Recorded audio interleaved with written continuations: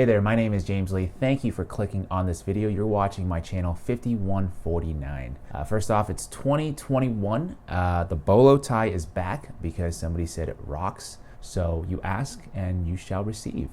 Today I wanted to offer my thoughts about force the vote, whether or not the squad should withhold their vote for Nancy Pelosi's speakership in exchange for a bill on Medicare for All. I'm a little late to the game, I know. Lots of bombs hurled on this issue already. Pretty nasty out there. So I just wanted to take a step back, think before I speak. Spoiler alert, Pelosi is still Speaker of the House and Medicare for All is still waiting on the sidelines. So I'm not going to really be talking about any of the personalities involved. Like if you go on Twitter, people are smearing one another. They're calling each other pathetic, personal attacks, all kinds of nasty stuff. I don't really know people's motivations. Maybe it's genuine, maybe it's a grift, but to me it doesn't really matter because here's the deal with force the vote. It's politics 101.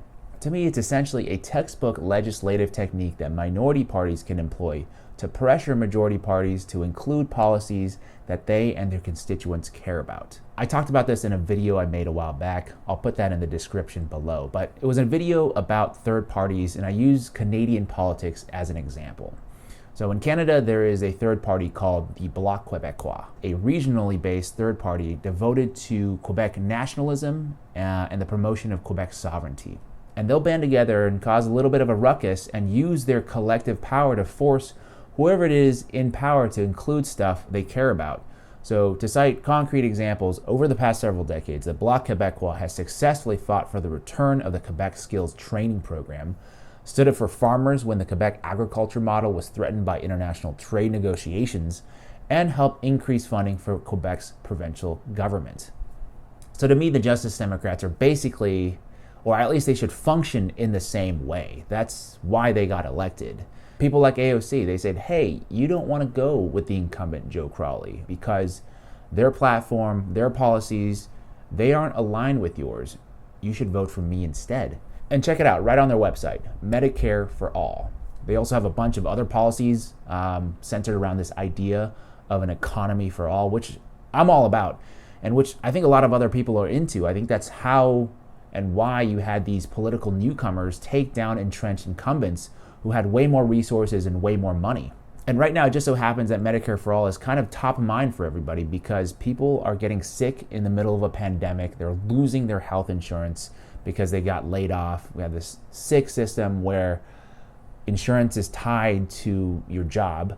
So here's my takeaway. No smearing, no attacks. Just a simple question. Do the Justice Democrats want to go the way of the Tea Party and be co-opted back into the majority party? Or do they want to kind of forge their own path here and fight to make their platform a reality?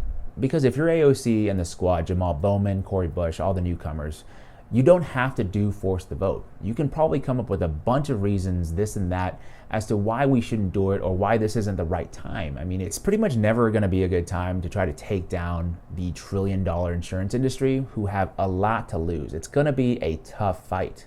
With that being said, you have 10 plus members here, enough to make a real difference in legislation.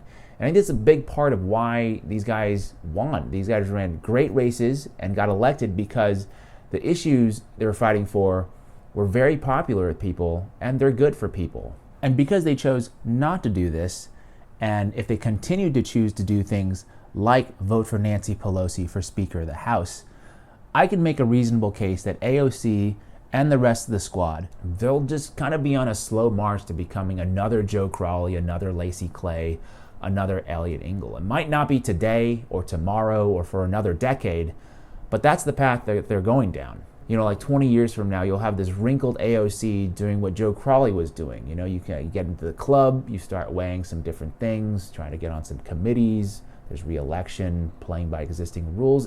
It's all kind of natural.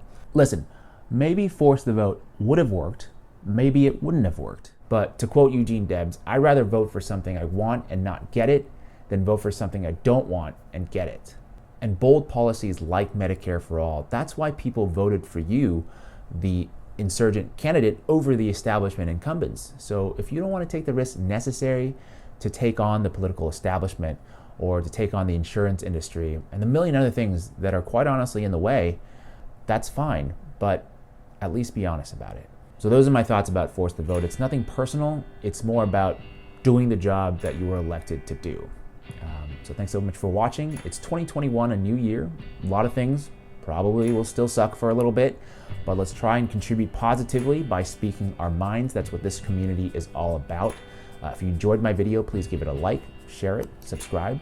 Lastly, I know your time is very valuable, so I appreciate the few minutes that you've been able to spend with me, and I will see you next week.